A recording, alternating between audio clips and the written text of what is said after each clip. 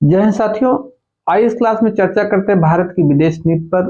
मित्रों, आपको बताना चाहेंगे कि भारत की विदेश नीति की स्थापना वैदिक काल, सिंधु नदी घाटी सभ्यता और प्राचीन काल में विदेश नीति की स्थापना हो चुकी थी।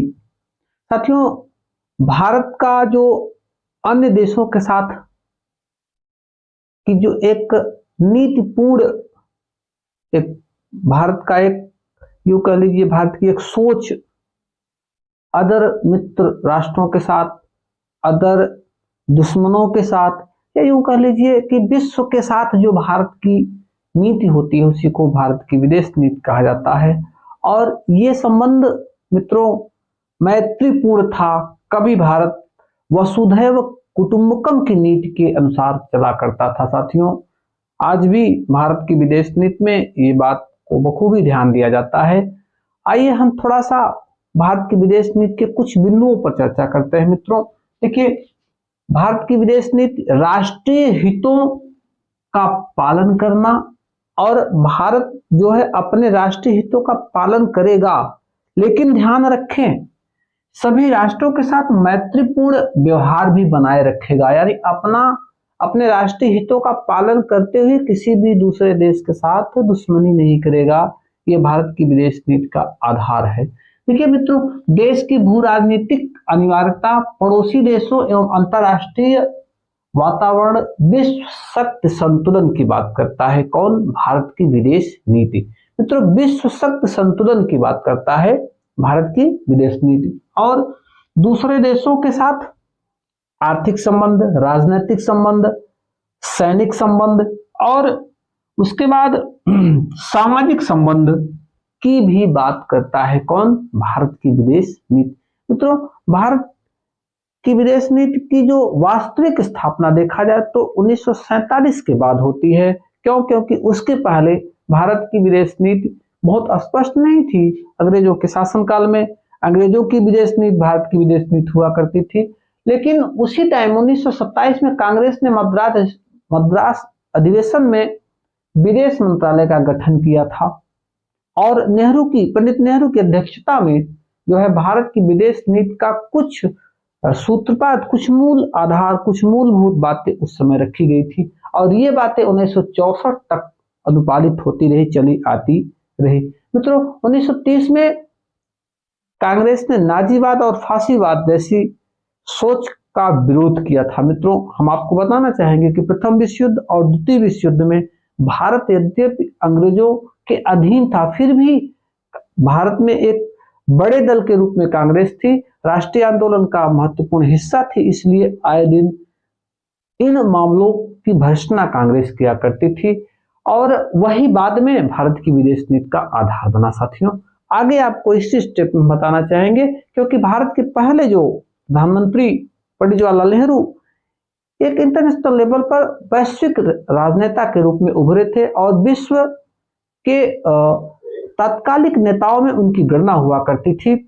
तो ऐसे में पंडित जवाहरलाल नेहरू भारत की विदेश नीति के प्रणेता कहे जा सकते हैं। यूं कह लीजिए कि भारत की विदेश नीति को एक स्थायित्व रूप प्रदान करने का काम पंडित जवाहरलाल नेहरू ने किया था। साथियों देखिए, 23 मार्च से लेकर 2 अप्रैल तक एशियाई सम्मेलन का आयोजन दिल्ली में हुआ। साथियों, हम आपको बताना चाहेंगे कि जो एशियाई सम्मेलन दिल्ली में हुआ था वो आजादी के जस्ट आगे पीछे का मामला था। कहीं ना कहीं से पूरे विश्व की नजरें हिंदुस्तान की गौरवमयी संस्कृति, विरासत, हिंदुस्तान की इकोनॉमिक पे नजरें टिकी हुई थी। एक आशा थी विश्व को भारत से, और उस आशा के साथ भारत सामने आया।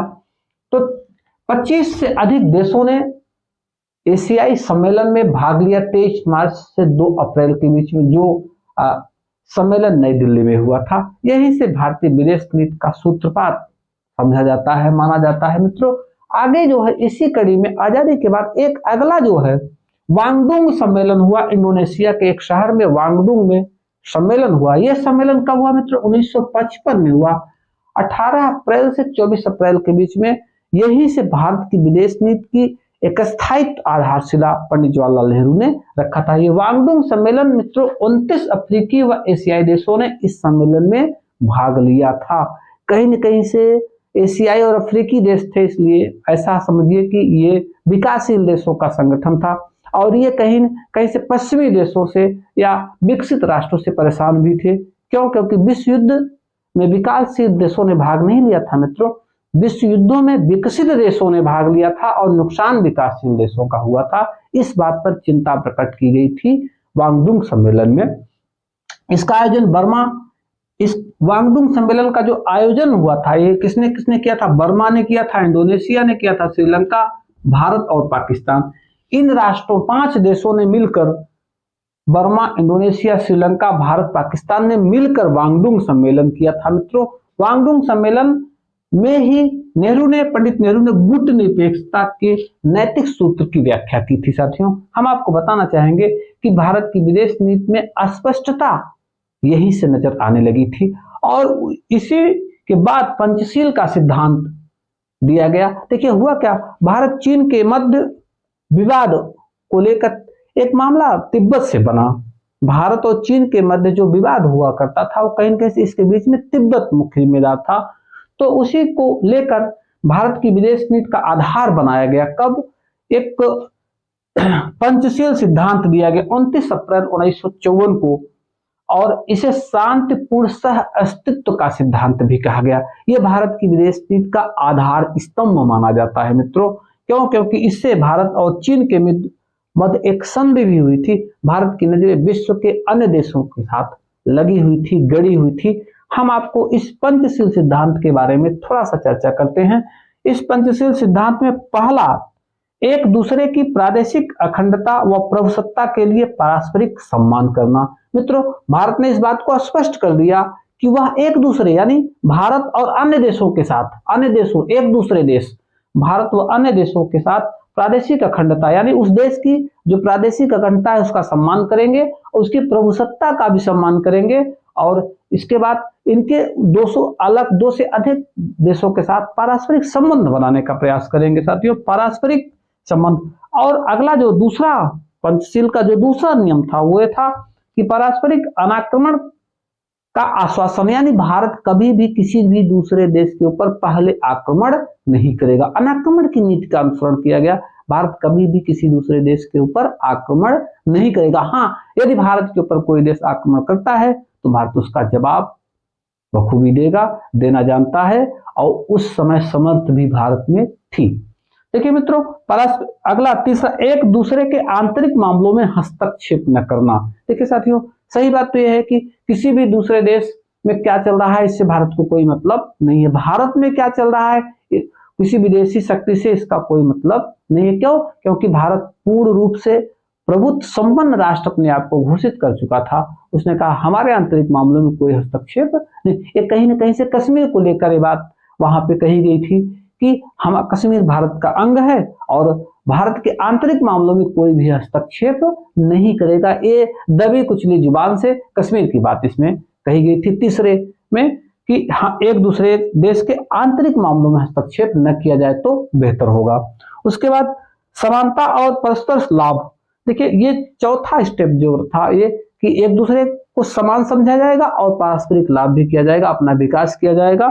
शांतिपूर्ण सहअस्तित्व और जो है एक दूसरे के साथ शांतिपूर्ण तरीके से अपनी बात को रखा जाएगा, उस पर निर्णय किया जाएगा, उस पर निपटारा किया जाएगा। ये शांतिपूर्ण अस्तित्व की बात कही गई थी। मित्रों, ये 5 बातें इसे पंचशील कहा गया जो भारत की विदेश नीति का आधार था। साथियों, तो इस क्लास में हमने चर्चा की भारत की विदेश नीति और भारत की विदेश नीति का जो के मुख्य प्रणेता भारत के पहले प्रधानमंत्री और विदेश मंत्री पंडित जवाहरलाल नेहरू को जाता है।